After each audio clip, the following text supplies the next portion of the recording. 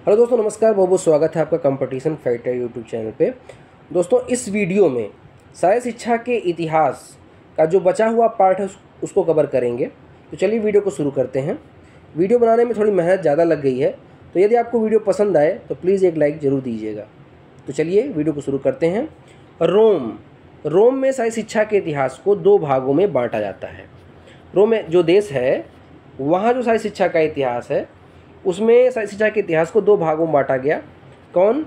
एक पूर्व रोम काल, दूसरा उत्तर रोम काल। ठीक है। अब पूर्व रोम काल में क्या क्या था, इससे जो प्रश्न पूछे जाते हैं वो सब यहाँ पर चर्चा उस पर करेंगे। इसमें जो लोग भाषण करता थे उन्हें क्या कहते थे? ओरेटर कहते थे। ठीक है। इसमें लोगों को, इस काल के लोगों को ओरेटर या भाषणकर्ता कहा जाता था।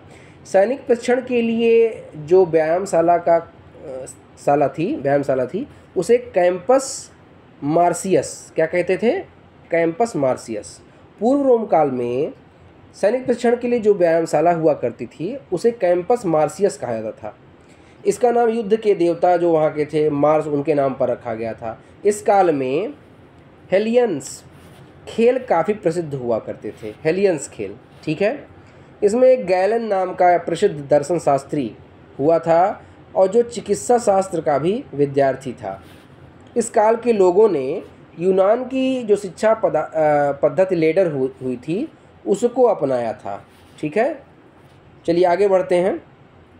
इस जो लेडर शिक्षा पद्धति है इसमें क्या था? इसमें 3 टाइप की प्रणाली थी शिक्षा की। कौन कौन सी? प्राइमरी स्तर की जो प्रणाली थी वहाँ पर स्कूल ऑफ लिटरेचर हुआ करता था। सेकेंडरी स्तर की प्रणाली पर स्कूल ऑफ ग्रामेटिक्स और हायर लेवल पर स्कूल ऑफ रेटर हुआ करता था। ठीक है। पूर्व रोम काल में ये सब बातें पूर्व रोम काल की हो रही हैं। इस काल में ग्लैडिएटर, ठीक है, कॉम्बैट काफ़ी प्रसिद्ध था। ठीक है। तलवारबाजी इसे कहते हैं, जिसका आयोजन कहाँ पर होता था? एम्फी थिएटर में होता था। ग्लैडिएटर कॉम्बैट का आयोजन कहाँ हुआ करता था? एम्फी थिएटर में। तो यहाँ से प्रश्न ये बनता है कि पूर्व रोम काल या रोम काल में ग्लैडिएटर कॉम्बैट का जो कि काफ़ी प्रसिद्ध था उसका आयोजन कहाँ हुआ करता था? आपका जवाब क्या होगा? Amphi theatre.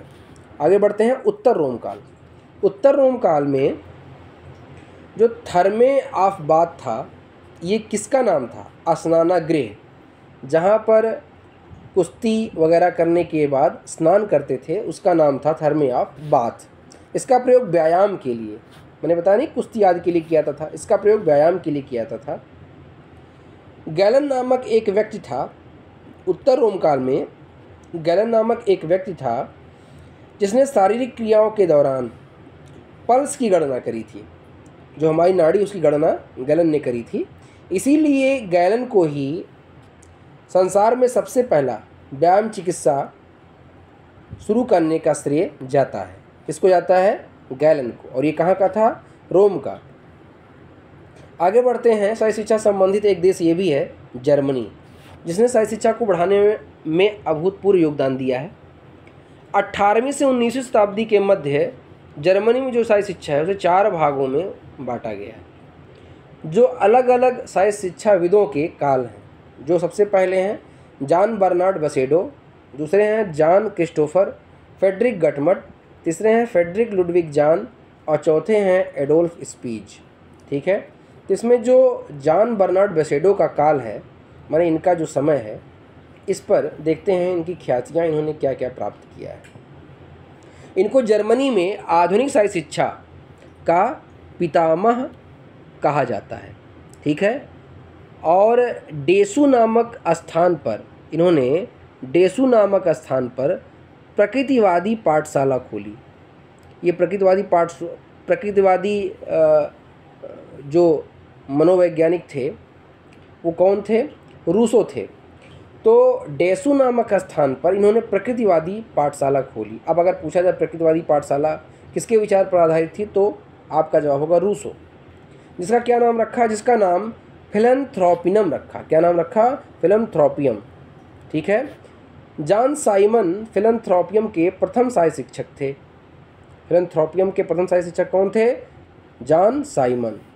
जर्मनी में 1785 में क्रिश्चियन गोथिप साल्जमैन गुथिफ साल्जमैन ने सनेपथाल शिक्षा विद्यालय की स्थापना की थी। ठीक है, तो जर्मनी में सनेपथाल शिक्षा विद्यालय की स्थापना किसने की थी? साल्जमैन ने की थी। दूसरा जो समय आता है वो आता है जॉन क्रिस्टोफर फ्रेडरिक गटमत का। ठीक है, इन्हें जर्मनी में जर्मन जिम्नास्ट का फादर अर्थात पितामह भी माना जाता है। इन्होंने 2 पुस्तकों की रचना करी थी, जिम्नास्टिक फॉर द यंग और खेल। तीसरे जो शाही शिक्षाविद हैं जर्मनी में, उनका नाम है फ्रेडरिक लुडविग जान।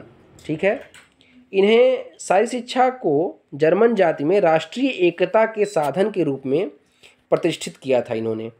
ठीक है, और इन्होंने एक टर्म प्लाज नामक व्यायामशाला बनाई थी, जिन्हें जर्मन जिम्नास्टिक में बहुत महत्वपूर्ण व्यायामशाला माना जाता है। इन्होंने जर्मन जिम्नास्टिक नामक पुस्तक भी लिखी थी और अखिल जर्मन जिम्नास्टिक सोसाइटी संघ की इन्होंने स्थापना भी की थी। ठीक है, आगे बढ़ते हैं। तो टर्म प्लाज आंदोलन या टर्म प्लाज नामक व्यायामशाला किसने बनाई? ये प्रश्न परीक्षा में पूछा गया है टीजीटी के। फ्रेडरिक लुडविग जान, जो कि कहाँ के थे? जर्मनी के थे। अगला प्रश्न अगले जो शाही शिक्षाविद हैं उनकी तरफ चलते हैं जर्मनी के। तो उनका नाम क्या था? एडोल्फ स्पीज। एडोल्फ स्पीज ने जिम्नास्टिक प्रणाली नामक पुस्तक लिखी थी। तो जिम्नास्टिक प्रणाली नामक पुस्तक किसने लिखी? एडोल्फ स्पीज। दूसरे विश्व युद्ध जब खत्म हुआ उसके पश्चात सन 1947 में 510 कार्ल डीम के द्वारा एडोल्फ स्पीज ने एकेडमी ऑफ फिजिकल एजुकेशन की स्थापना कोलिन नामक स्थान पर, कहाँ पर? कोलिन नामक स्थान पर करें। आगे बढ़ते हैं। अगला जो शाही शिक्षा में के योगदान में महत्वपूर्ण देश है वह है स्वीडन। ठीक है, स्वीडन में एक शाही शिक्षाविद हुआ करते थे जिनका नाम था पेन हेनरिक लिंग।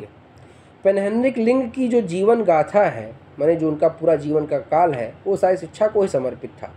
इसीलिए जो जिम्नास्टिक की आत्मकथा है वह ही पेन हेनरिक लिंग की जीवन गाथा है।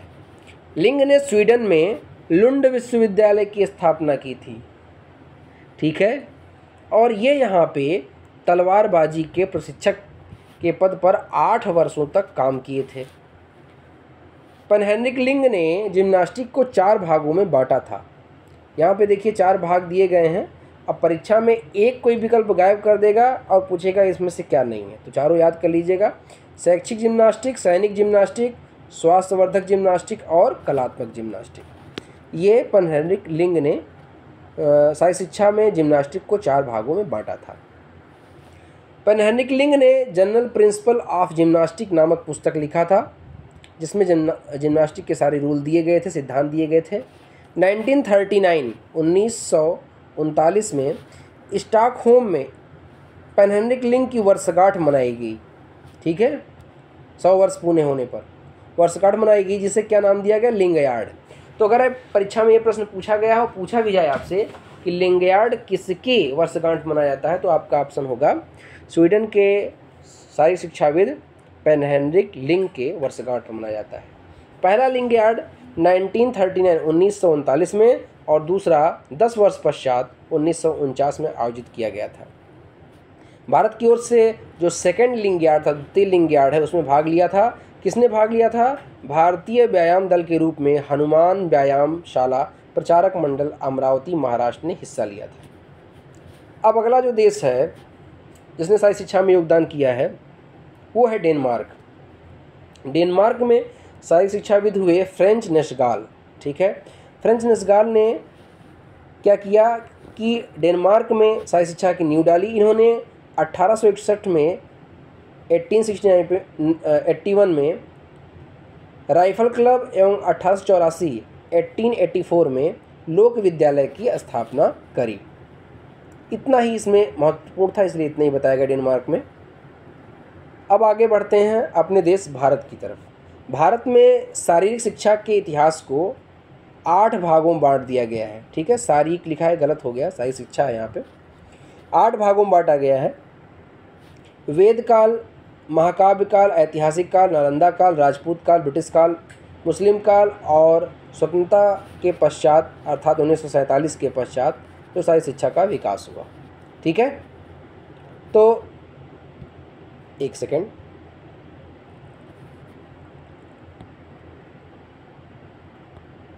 हाँ देखिए, सबसे पहले वेद काल की तरफ बढ़ेंगे। इस काल में योग की उत्पत्ति हुई। परीक्षा में प्रश्न ये पूछाता है कि योग की उत्पत्ति किस काल में हुई। तो सबसे पहले वेद काल का आरंभ हुआ और इसी में ही योग की उत्पत्ति हुई। इसी में ही प्राणायाम, सूर्य नमस्कार ये सब अपनाया गया। अगला है महाकाव्य काल। इसमें तीरंदाजी, मल्लयुद्ध, चक्का फेंक, हल संचालन।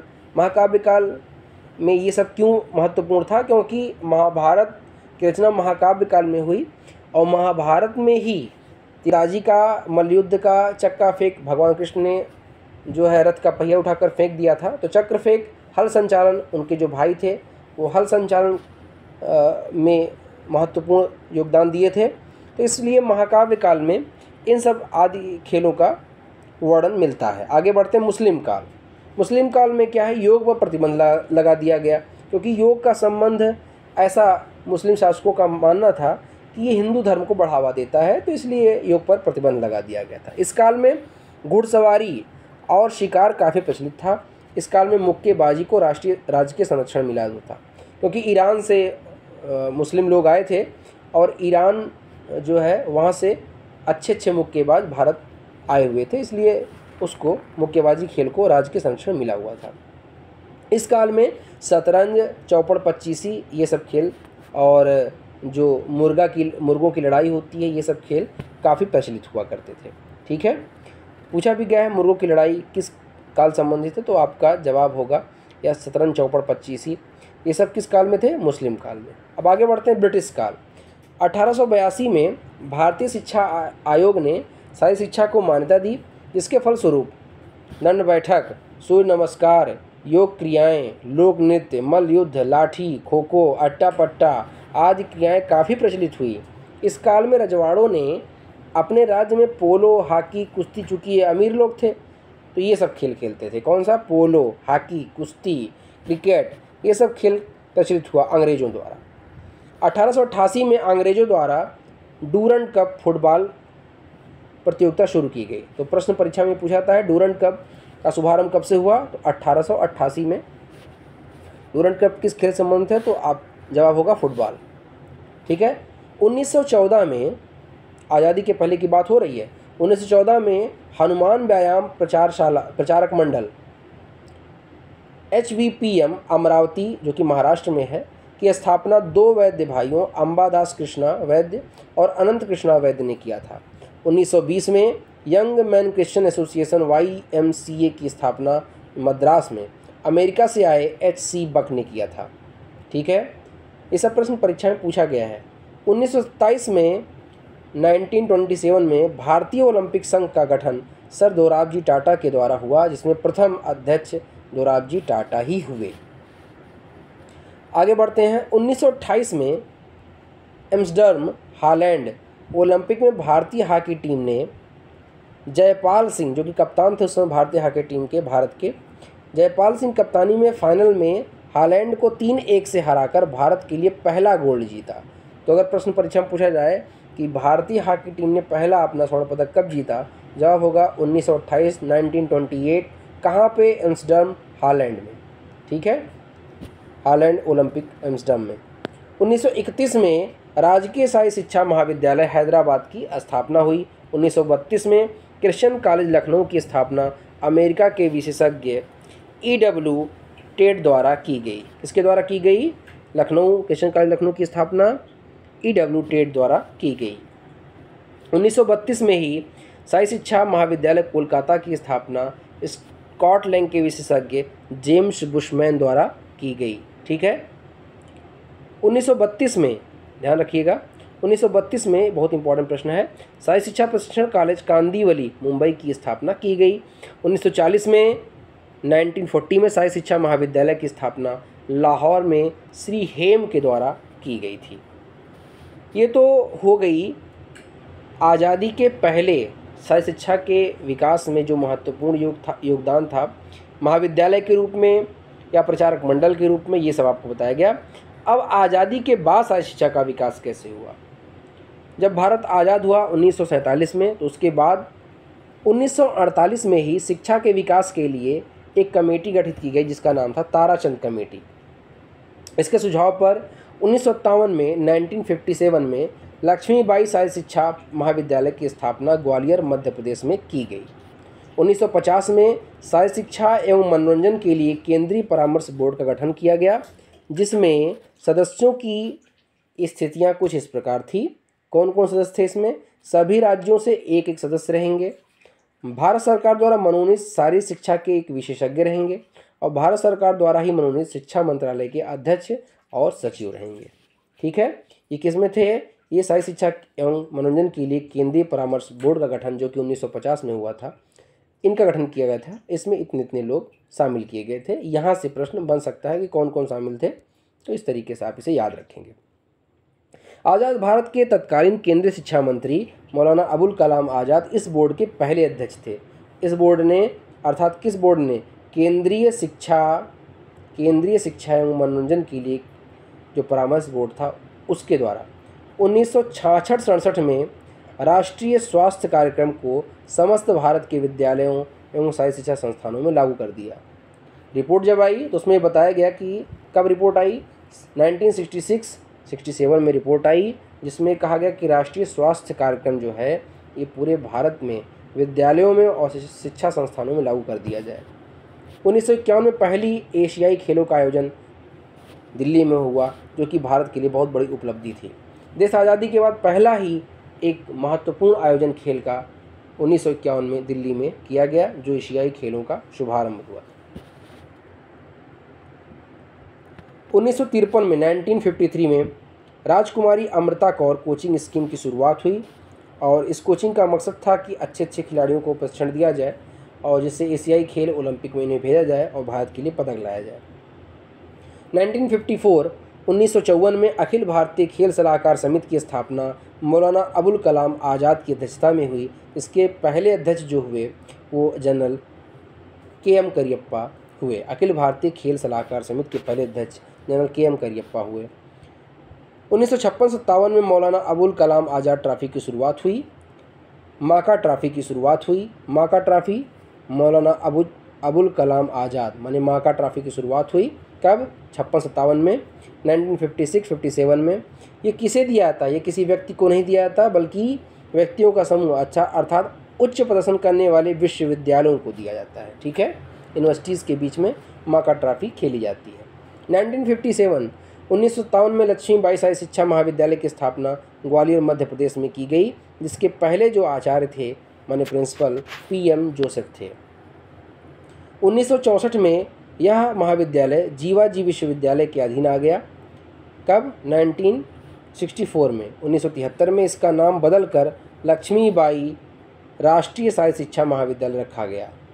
ठीक, क्या बदला गया? 1973 में। 1973 में लक्ष्मीबाई राष्ट्रीय शाही शिक्षा महाविद्यालय रखा गया, जो 1995 में 1995 में लक्ष्मीबाई राष्ट्रीय शाही शिक्षा संस्थान डीम्ड विश्वविद्यालय के में परिवर्तित हो गया, जिसे पुनः 2008 में पूर्ण विश्वविद्यालय, ठीक है, स्वतंत्र पूर्ण विश्वविद्यालय का दर्जा दे दिया गया।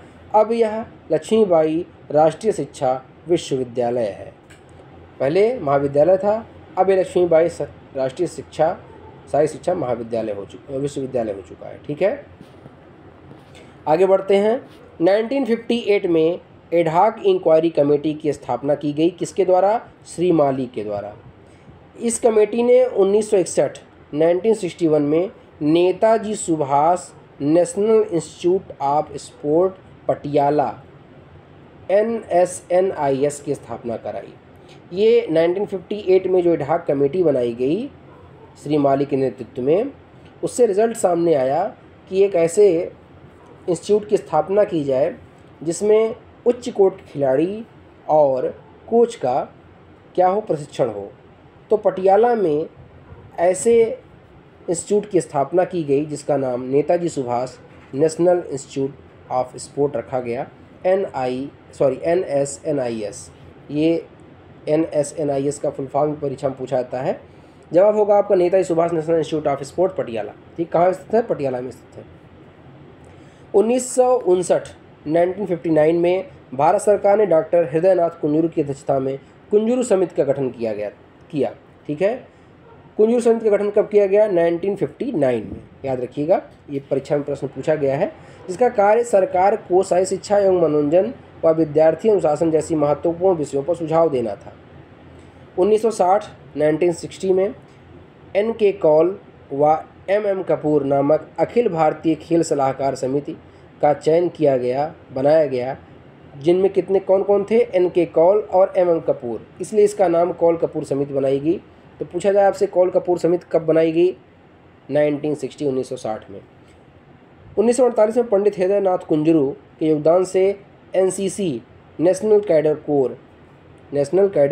कोर राष्ट्रीय कैडर कोर की स्थापना की गई। कब की गई? 1948 में। 1963 में डॉक्टर CD देशमुख कमेटी का गठन हुआ। 1963 में CD देशमुख कमेटी गठन हुआ। 1970-71 में माने 1971 में राष्ट्रीय ग्रामीण खेल की शुरुआत हुई। ये प्रश्न परीक्षा में पूछा गया है कि राष्ट्रीय ग्रामीण खेल की शुरुआत कब हुई? 1971 में, 1970-71 में, जिसको कि राष्ट्रीय प्रतिभा खोज योजना के अंतर्गत बनाया गया था।